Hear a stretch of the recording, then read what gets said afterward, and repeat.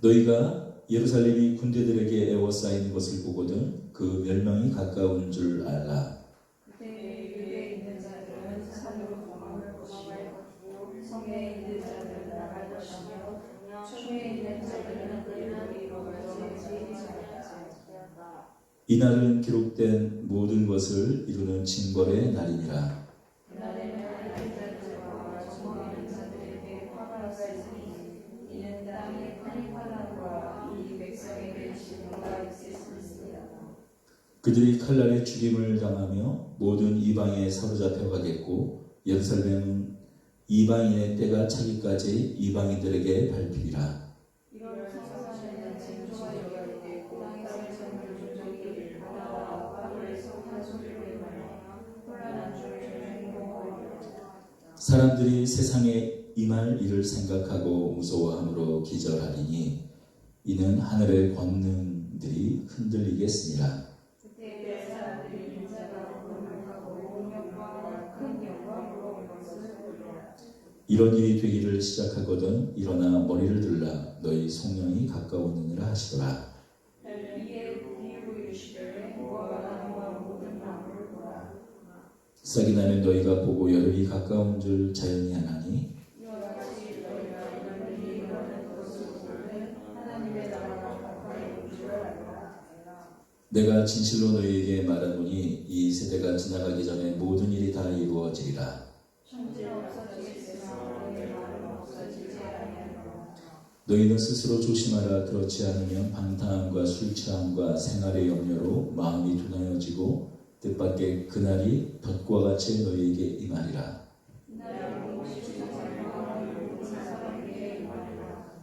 이러므로 너희는 장차 올 이 모든 일을 능히 피하고 인자 앞에 서도록 항상 기도하며 깨어 있으리라 하시니라. 아멘. 네, PPT를 한번 좀 넘겨주시겠어요? 네. 우리 요즘 좀 익숙한 장면이죠. 네, 목동에서 마스크를 구하려고 늘어선 줄이라고 합니다. 엊그제 비가 제법 내렸잖아요. 그런데 그 비 속에서도 가족들을 누군가 대표하여서 마스크 5장 아니면 10장 정도를 얻기 위해서 사실 가족이 4명만 되더라도 5장, 10장이 되면 일주일도 채 쓸 수 없는 그 마스크 몇 장을 얻기 위해서 이렇게 긴 줄을 서 있는 것을 보면서 마음이 너무 아팠습니다. 지난 설 전후로 해서 이 코로나19 바이러스가 창궐하면서 우리가 이전에 사실 조금씩 맛보았지만 조금씩 경험했지만 너무나 이 확산 속도가 빠르다 보니까 어쩌면 우리가 이런 말을 쓰지 않으면 미중유의 어떤 일이라 표현할 정도의 일들을 겪고 있습니다. 지금 일주일 전만 하더라도 일주일 전과 지금 일주일 후가 또 지금 이 다른 세상을 우리가 보지 않습니까? 확진자 수가 200~300명대에서 지금 10배로 지금 이 채 일주일 사이에 한 200~300명대에서 지금 3,000명이 넘어섰으니까요. 10배가 갑자기 뜨지 않았습니까? 어쩌면 우리가 설 지난 이후에 인간의 실존이 무엇인가, 도대체 인간이란 무엇인가를 좀 뼈저리게 느끼고 있지 않나 싶어요. 이 한 장의 사전이 어쩌면 우리 인간의 실존, 그것을 적나라하게 보여주지 않나 합니다. 오늘날 화성에 인류를 보내는 그런 우주 비행선을 지금 만들고 준비하고 있는 이때에 그런 대단한 인류는 이 3mm가 채 되지 않은 이 마스크에 우리의 생명을 의지하고 있는 것이 사실 현실이기도 합니다. 어쩌면 이 시대의 문명의 깊이가, 문명의 두께가 이 3mm도 안 된다는 좀 반증일 수도 있을 것 같아요. 인간이 달에 탐사선을 보내고 화성에 탐사선을 보낸다 할지라도, 그리고 1970년 되니까 지금 몇 년이죠? 바이오로는 50년 전에 이 태양계 밖으로 보이죠? 그 탐사선을 보내는 그런 광대함을 갖고 있는 인간인 것 같지만, 실상 인간이 얼마나 유한한 존재인지 잘 보여주고 있습니다. 인간의 민낯이 그대로 드러나고 있는 게 요즘 아닌가 싶어요. 인간뿐만이겠습니까? 교회도 사실 여러 고민들이 깊어지고 있죠. 저희는 모이는 우리 가족이 많지 않으니 이렇게 예배를 사실 드리고 있습니다. 혹시 문제가 생기면 이게 어떻게 혹시라도 일어나게 된 일인지 파악하기도 좋고,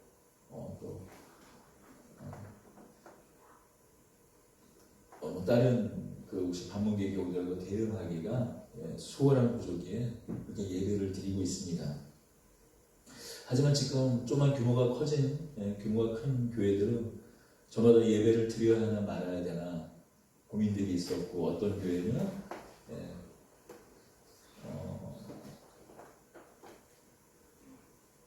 온라인 예배로, 또 어떤 교회는 예배지를 만들어서 가정 예배를 각자 온라인 예배는 하지 않지만 가정 예배를 드릴 수 있도록 예배지를 또 만드는 곳들이 있습니다. 또 각 교단에서 오늘 이 주바에 이렇게 실려 있는 것처럼 이 내지에 실려 있는 것처럼 합동, 고심, 저희 합신, 또 저희 합신의 지금 신학위원회에서 보낸 공문을 그대로 실었습니다만, 다양한 이 예배를 주일, 우리나라가 기독교, 우리나라 개신교가 어떻습니까? 주일 성수를 목숨과 같이 지키는 것을 믿음의 도로 여기고 있는데, 과연 온라인 예배로 대체할 수 있는가? 그런 여러 가지 신학적인 논의가 최근 2, 3주에 상당히 활발했었어요. 이 또 교회 역사상 이런 유행병이, 이런 전염병이 창궐했을 때 역사적으로 교회가 이 주일 예배를 잠시 폐했던 것들을 또 우리가 참고 삼아서 각각 교회의 형편에 맞게끔, 또 큰 교회들은 되도록이면은 주일 예배를 안 드리는 걸로 이렇게 합의를 봐서 여러 결정들이 또 대형 교회들이 솔선수범해서 이렇게 또 앞장서고 있는 모습들을 보게 됩니다. 이렇게 다양한 신학적인 이야기들이 지금 나누어지고 있어요. 사실 우리 예배라는 게 어떻습니까? 예배의 그 두 가지 성격이 무엇입니까? 예배는 부름받은 사람들의 모임이잖아요. 그러니까 에클레시아라고 하지 않습니까? 이 교회를 또 에클레시아라고 합니다. 회집한다라고 해요. 하나님이 부름받은 사람과 함께 모이는 공간, 그것이 또 예배당이고 예배입니다. 그리고 그 부름받은 사람들이 함께 하나님을 예배하고 찬양하고 또 그 말씀을 나누며 함께 교제하는 것, 우리 코인노니아라고 하죠. 함께 예배를 통하여 또 예배를 마치고도 교제하는 곳이 또한 예배당이기도 합니다. 그래서 다만이 예배당에서 이루어지는 일들은 다만 예배뿐만이 아니라 교제도 이루어지죠. 하지만 우리가 모여서 교회에 모여서 하게 되는 이런 많은 일들이 사실 때로는 이렇게 위험에 처할 수 있다라는 거. 너무나 여실히 여러 교회들에서 이제 이단 신천지는 아예 그냥 제껴두고 그냥 우리 정통교회 안에서도 큰 규모에 있는 교회에서 확진자가 나타나서 그것들이 퍼져서 어려움을 겪게 된 일이 실제 있었고, 예배를 온라인으로 드려야 되는 이런 상황들을 맞닥뜨리면서 다시 한번 우리가 이 예배는, 에클레시아는 무엇인가? 하나님의 부름받은 사람들이 모인다는 이 모임은 무엇인가? 그리고 또 우리를 통해서 이런 교제라는 것은 무엇인가? 이런 것들이 여러 질문들이 오가고 있어요. 사실 만약에 이런 질병들이 앞으로도 만약 계속 되풀이되고 지금 메르스 이후에 사스 이후에 다시 코로나19 주기가 점점 빨라지고 있는데 이런 전염병들이 계속 더 주기도 빨라지고 이후에 나오는 것들이 전염성도 더 강할 뿐만이 아니라 치사율이라든지 더 큰 사람에게 해악을 끼치는 그런 전염병들이라면 여러분 어쩌면 교회의 공동체 이 예배와 이런 교제는 전혀 다른 양상으로 사실 이루어질 수밖에 없을 거예요. 일단 대형교회 자체가 어쩌면 교회의 크기가 크다는 것 자체가 사회적으로 위협이 될 수도 있는 그렇지 않습니까? 그럴 수도 있는. 그래서 이런 다양한 이야기들이 있습니다. 그러나 이런 여러 가지 다양한 이야기들 안에서도 우리가 놓치고 있는 것이 있는 것 같아요.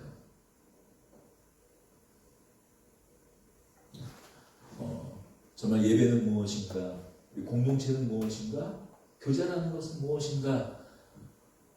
이런 현실적인 어떤 그런 상황들 때문에 고민해야 될 여러 가지 문제가 있는 것도 분명하지만 정말로 놓치고 있는 것 바로 신자는 누구인가라는 거예요. 신자는 어떤 존재인가? 신자는 어떤 사람인가라는 겁니다. 신자는 누구인가? 마지막 때를 살아가는 사람들이라는 것 우리가 그것을 놓치고 있어요. 신자는 누구인가? 종말을 바라보며 살아가는 사람들이라는 것을 우리가 놓치고 있어요. 오늘 본문이 그 이야기를 하고 있습니다. 오늘 본문은 성전에서 예수님께서 제자들과 예루살렘의 사람들에게 임박한 종말을 말씀하시고 그 피할 방법을 말씀하시는 대목이에요. 오늘 이 말씀을 주의해서 좀 살펴볼 필요가 있어요. 우리가 오늘 본문의 어떤 그런 예언, 예수님께서 예루살렘에 임할 종말에 대해서 예언하고 계시는데 이 예언이 이중적인 구조를 가지고 있습니다.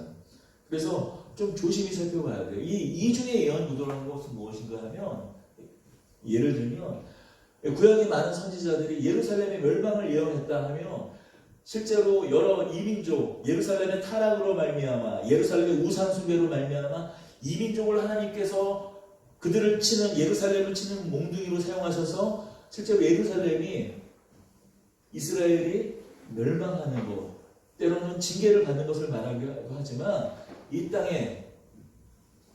땅 하나님께서 만드신 이 땅이 하나님의 심판을 받는 언젠가 마지막 때에 있을 영원한 심판을 또한 의미한다는 것이죠. 때로는 그렇게 심판받은 예루살렘이 이스라엘이 하나님께서 은혜를 주셔서 회복시킬 것이다. 마치 이스라엘 백성들이 바벨론 70년 동안의 포로 생활을 통해서 다시 귀환하여서 예루살렘에 다시 한번 그들의 성전을 짓는 어떤 그런 일들을 또 예언하지 않습니까? 실제로 그 일들이 이루어졌고요. 그런 예언이 이스라엘 회복의 예언이 다만 이스라엘과 예루살렘의 회복뿐만이 아니라 앞으로 마지막 날 있을 언젠가 마지막 그 심판의 때에 이 깨어진 모든 것이 회복되고 완전한 하나님 나라가 임할 것을 예언하는 그런 이중적인 선지자들이 구약에서 예언했던 그런 내용이 임박한 그 예루살렘의 멸망이나 회복을 이야기도 하지만 그게 언젠가 있을 영원한 하나님의 심판과 그 회복을 동시에 이야기해주는 것처럼 오늘 본문의 경우도 오늘 본문의 예수님의 말씀 예루살렘 성전에서 예루살렘에서 예수님께서 그 제자들과 자신을 따르는 무리들에게 지금 말씀하시는 이 예루살렘의 이 종말의 이야기도 사실 이중적인 구조를 가지고 있어요. 먼저 20장에서 23절을 한번 살펴보겠어요. 예수님께서 이렇게 말씀하세요. 너희가 예루살렘이 군대에 에워싸이는 것을 보거든 그 멸망이 가까운 줄을 알라. 그때에 유대에 있는 자들은 산으로 도망갈 것이며 성내에 있는 자들은 나갈 것이며 촌에 있는 자들은 그리로 들어가지 말지어다. 이 날들은 기록된 모든 것을 이루는 징벌의 날이니라. 그날에는 아이 된 자들과 젖먹이는 자들에게 화가 있으리니 이는 땅에 큰 환난과 이 백성에게 진노가 있겠으니로다. 예루살렘이 군대에 에워싸이는 것을 보고는 멸망이 가까운 줄 알고 다 피해 도망가라고 예수님께서 말씀하시는 겁니다. 여러분, 지금 예수님께서 하신 이 말씀은 실제로 이스라엘의 예루살렘에 실제로 이루어진 일이에요. 다음 PPT 좀 여기 주실래요? 이건 로마에 있는 티투스 개선문이라는 개선문이에요. 우리가 개선문하면 프랑스 그 파리에 있는 개선문 생각하시죠? 그런데 이런 개선문 양식이 아주 오래된 양식이에요. 티투스는 누구인가 하면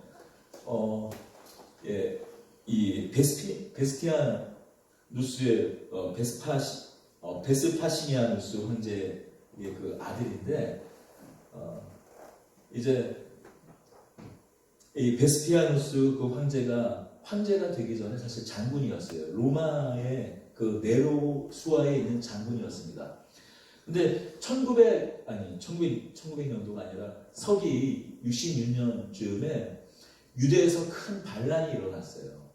그 반란의 이유는 무엇인가 하면 너무나 그 세리들을 통해서 세금 징수가 너무 가혹했었고 또한 이 이스라엘 백성들이 이렇게 이스라엘 백성들이 어떻게 보면 목숨과도 같은 생명과도 같은 그 예루살렘 성전에 로마 군인들이 침입해 들어와서 당시 총독이 여러 재정적인 어려움들을 극복하고자 성전에 있는 그 여러 보물들, 성전고에 있는 또 헌금들을 약탈해 간 거예요. 그런 것들이 계기가 돼서 서기 66년경에 유대에 큰 반란이 일어났어요. 바로 그 반란을 진압하러 네로 황제가 보낸 사람이 누군가? 두 장군입니다.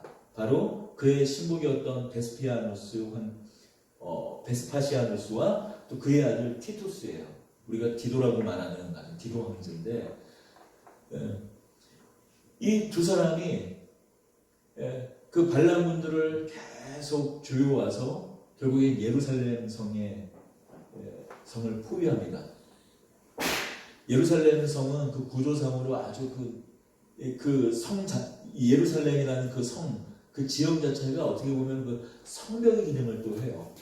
그래서 그 안에 또 실로암 연못에서 또 물을 공급받을 수 있기 때문에 제대로 성을 잘 막으면 사실 침입하기가 쉽지 않아요. 그래서 이 두 장군이 계획했던 것이 뭐냐면은 큰 목책을 성 주위에 쌓아가지고 누구도 침입하지 못하게 하고 계속 공성전을 벌여가지고 그 사람들이 버티지 못하게 하는 거예요.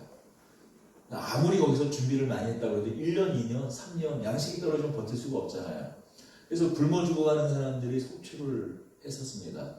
그런데 서기 68년 그때 갑작스럽게 네로 황제가 죽게 됩니다.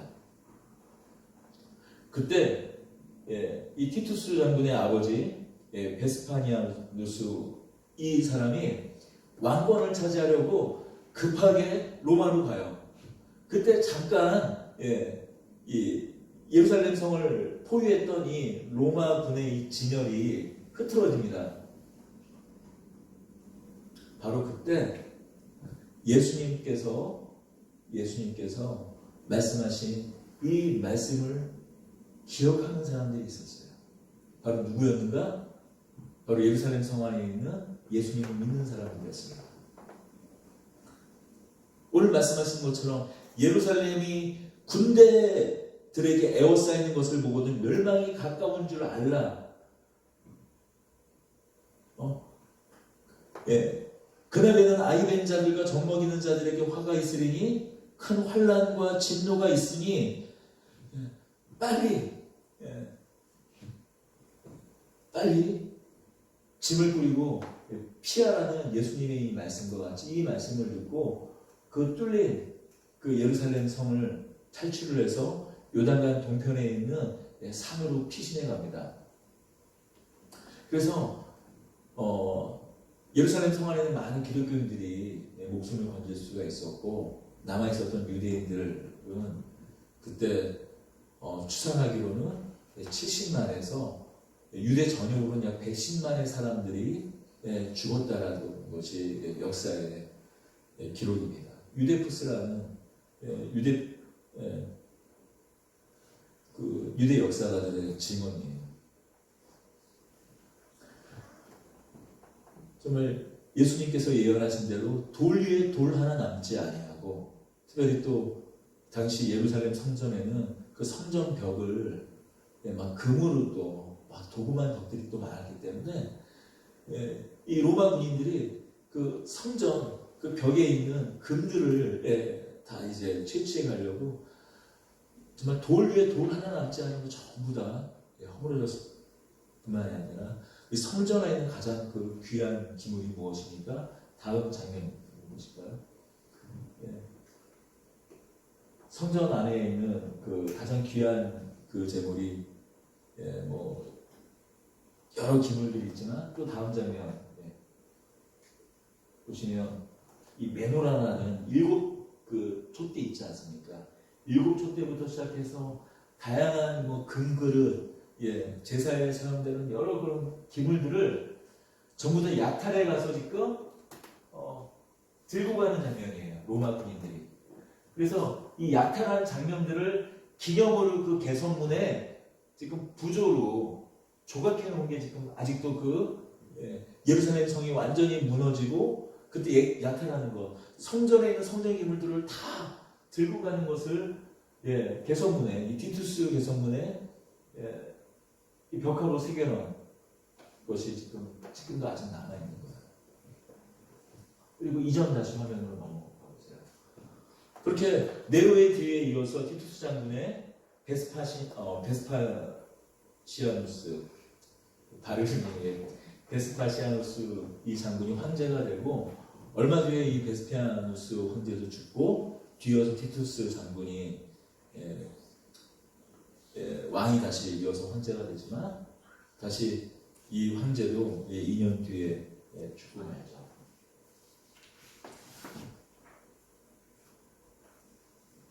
이렇듯 예수님께서 자신들을 믿는 제자들, 자신을 따르는 신실한 사람들을 보호하기 위해서 예루살렘 성에서 임박한 그 종말, 예수님께서 약 33세에 십자가 밖에 돌아가셨으니까 이제 30년 뒤에 있을 정말 임박한 일 아니에요. 30년쯤 뒤에 있을 그 예루살렘의 종말을 바라보며 지금 일어날 일들을 말씀하고 있는 것입니다.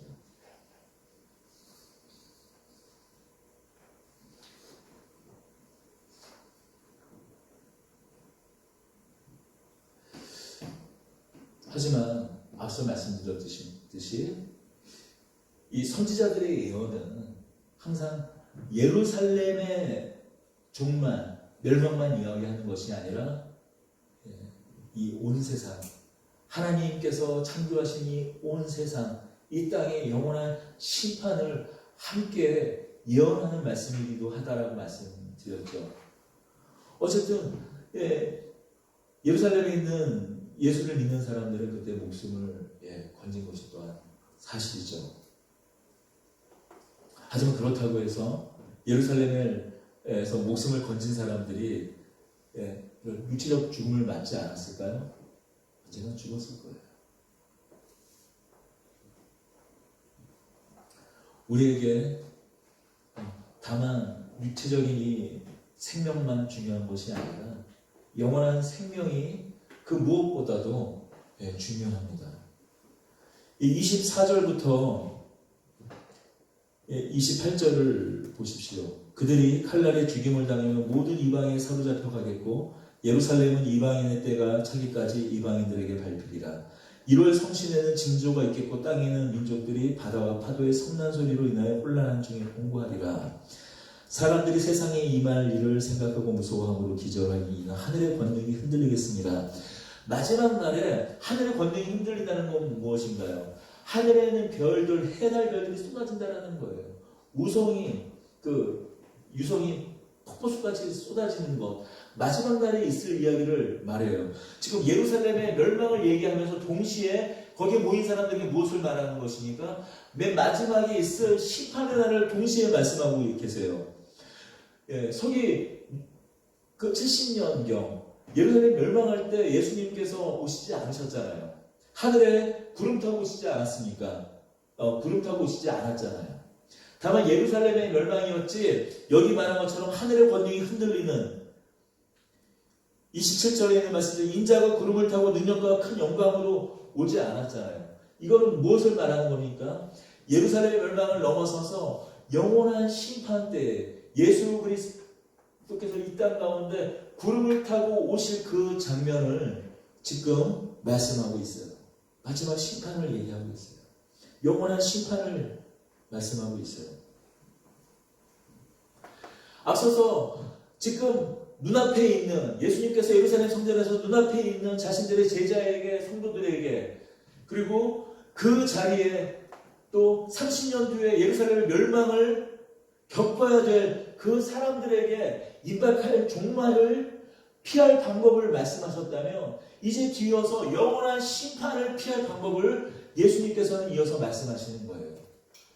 다만 눈앞에 보이는 저 예루살렘 성만 멸망하는 것이 아니라 너희가 보는 이 세상 자체도 언젠가 하나님의 영원한 심판 가운데 처해질 것이다. 그때 내가 철장을 들고 구름 타고 영원한 하나님의 나라를 이루기 위해서 내려올 것이다라고 말씀하고 있는 거예요. 바로 앞에 있는 무리들에게 임박한 30년 뒤에 있을 예루살렘의 멸망을 이야기하지만 그러면서도 그것을 뛰어넘는 영원한 심판을 함께 말씀하고 있는 것입니다. 앞서 있는 사람들에게는 임박할 종말을 피하는 방법, 예루살렘 성에 예루살렘 성을 군대들이 에워싸는 것을 보고는 그때 빨리 뒤돌아오지 말고 피하라고 말씀하시는 것과 더불어 영원한 심판과 영원한 사망을 또 피할 그 방법을 우리들에게도 함께 전하고 있는 것입니다.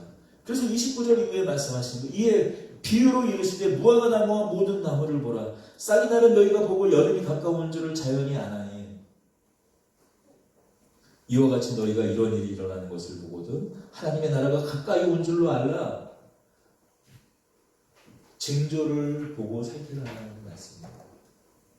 무화과 나무에 잎이 있는 것을 보면 이제 여름이 되어서 이제 곧 열매가 맺겠구나 라는 것, 그 자연에 있는 작은 징조를 보고도 때를 알고 시기를 알지 않습니까?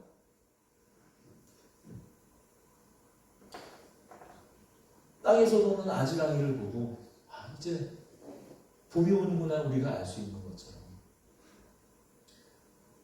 세상의 징조를 보고 마지막 날, 그 마지막 때를 알 수 있다는 거예요. 하지만 우리 신자들마저도 사실 이 징조, 우리가 이 영적인 분별력을 이번에 읽고 사는 거 아닌가 싶어요.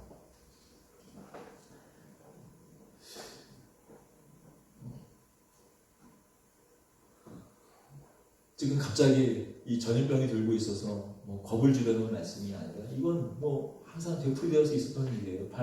비단 8년 전에 메르스가 있었고 중동 호흡기 질병이었죠. 낙타를 통해서 전염되기 시작했던. 또 그 10년 전에 2003년인 그 즈음에 또 사스가 있었습니다. 요즘도 흑사병이 국지적으로 돈다고 해요. 또 지금 러시아에는 영구 동토층이 녹아내리면서 거기에 있던 그 짐승들, 그 사체가 갑자기 드러나면서 거기는 탄저균들이 갑자기 공기 중에 퍼져나와가지고 러시아에서 갑자기 탄저균이 막 이렇게 유행하기도, 시베리아 동토층에 있는 그 영구 동토층이 녹아내리면서 그런 일도 일어나요. 살고 있을 거예요. 사실 예수님 십자가에서 죽으시고 돌아가시고 부활하신 이후에 이런 모든 사실, 우리의 삶 자체가 우리가 종말을 살아가고 있는 것입니다.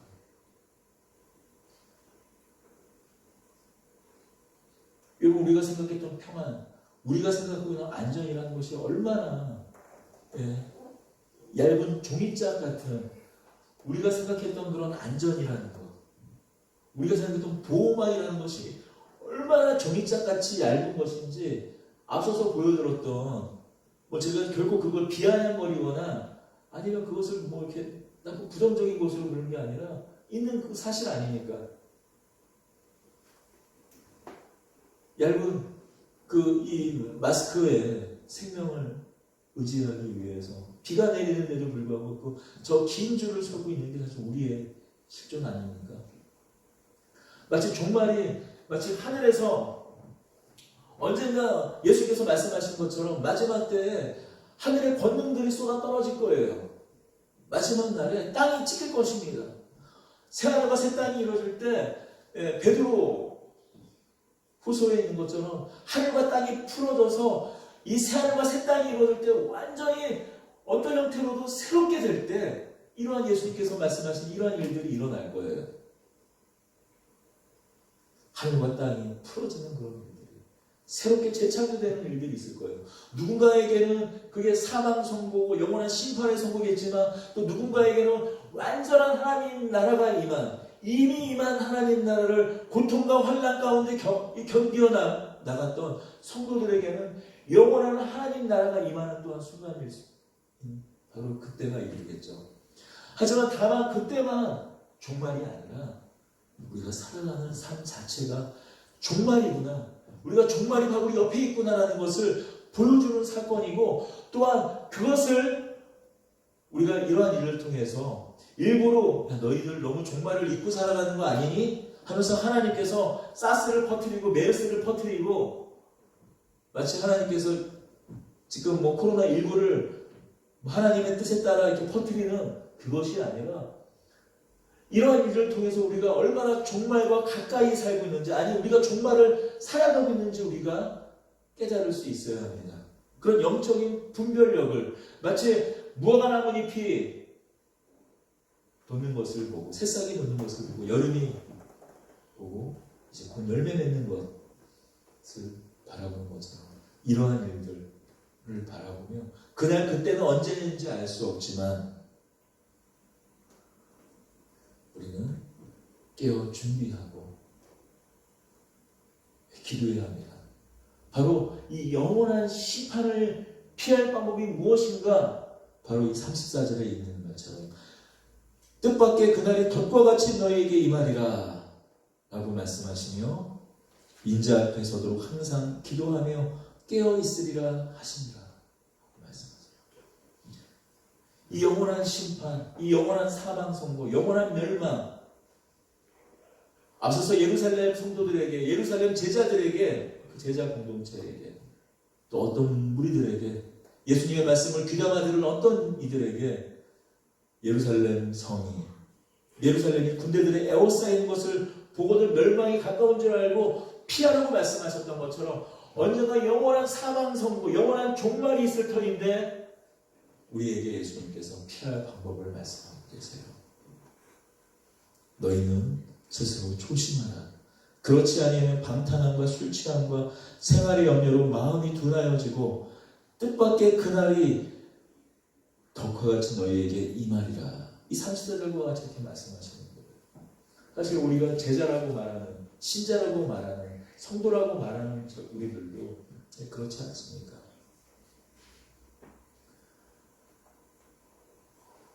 때로는 이런 일이 있으면 바짝 긴장하더라도 우리 일상을 그냥 또 하루만 다시 일상으로 들어가면 다시 우리 마음이 방탕해지고,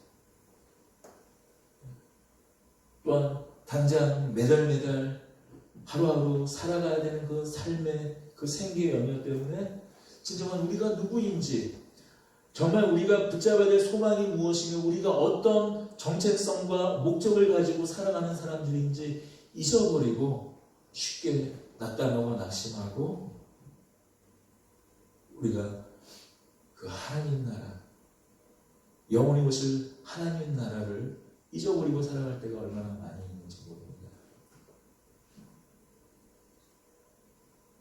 그런 우리들에게 이런 모든 일을 피하기 위해 제자로서 늘 깨어서 마지막 때에 인자 예수 그리스도, 누군가에게는 심판의 주로 오시겠지만 누군가에게는 영원한 그 소망의 주님으로 오실 예수 그리스도, 그 인자 앞에 설 것을 기대하며 소망하며 기도하며 깨어 있으라고 예수님께서 말씀하세요.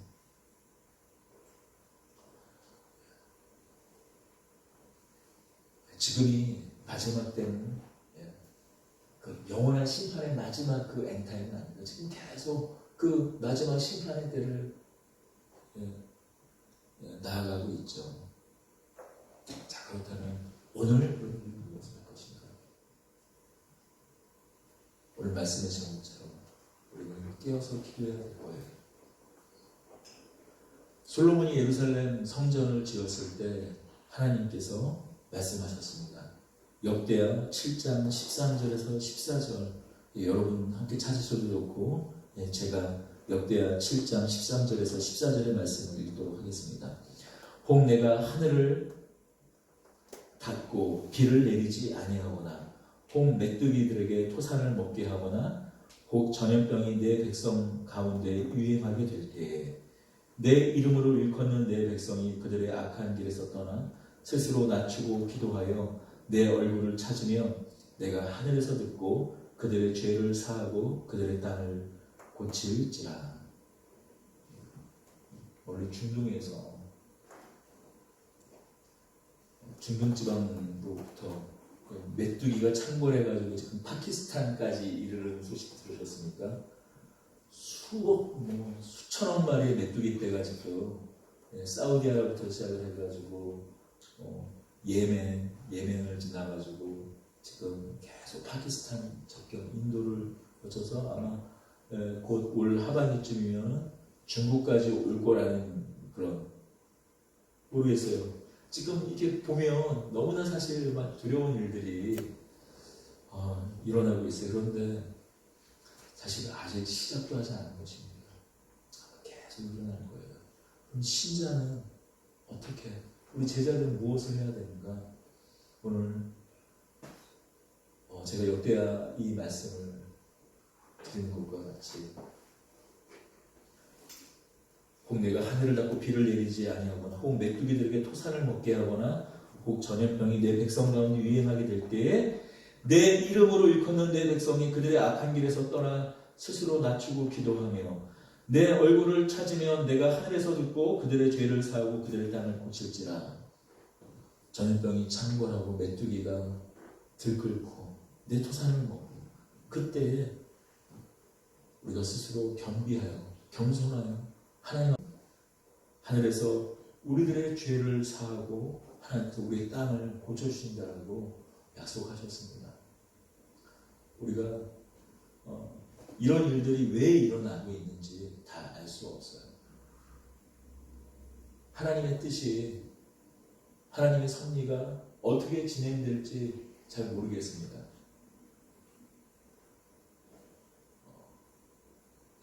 우리가 언제 어느 때나 감사해야 될 것은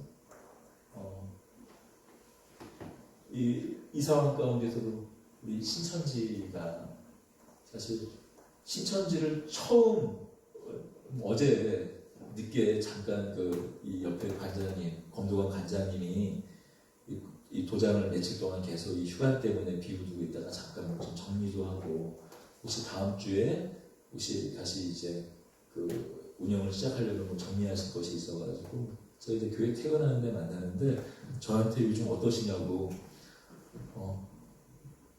전혀 평생을 교회를 한번 안 다녔었던 분들이 신천지를 알고 야당역 앞에 있는 신천지 위자교회도 아시더라고요. 그리고 우리가 신천지에서 아는 것만큼 학습을 하고 있는 거예요. 모르겠어요. 이게 정말 불행중 다행이라고 생각했는지 잘 모르겠지만 어쨌든 하나님께서 어떤 일을 일어나고 그 뒤에 어떻게 역사하시는지 또 보면 거기 안에도 당연히 하나님의 신비를 우리가 하나하나 발견하게 됩니다. 이러한 때 우리는 무엇을 해야 될까요? 물론 영원한 사망, 영원한 심판을 피하기 위해 우리가 깨어서 기도해야겠지만 더 구체적으로 이 땅을 회복시켜달라고 또 우리 가운데 있는 죄악을 하나님께 토설하며 주님 이 땅을 고쳐달라고 우리가 기도하라고 또한 우리에게 하나님께서는 말씀하고 있습니다. 우리가 이러한 때 하나님의 뜻이 무엇인지는 잘 알 수 없지만 분명한 것은 이러한 때가 우리에게 우리의 제자됨을 늘 깨어서 기도해야 하는 사람으로 부름받은 이 제자됨을 회복할 수 있는 기회로 삼아 더 기도할 수 있는 우리가 되기를 원합니다. 또 역대하 7장 13절 14절 말씀대로 우리가 언제 어느 때든 자신의 골방으로 들어가 우리 안에 있는 성전에 계신 하나님을 바라보며 주님께 이 땅을 고쳐달라는 이 기도로 나아가야 될 줄 믿습니다. 그래서 이 시간 잠시 좀 세 가지 정도 기도 제목을 놓고 좀 우리 함께 기도했으면 합니다. 먼저 첫째로 신천지에 빠진 사람들이 이번 기회에 자신들의 실상을 알고 빠져나올 수 있도록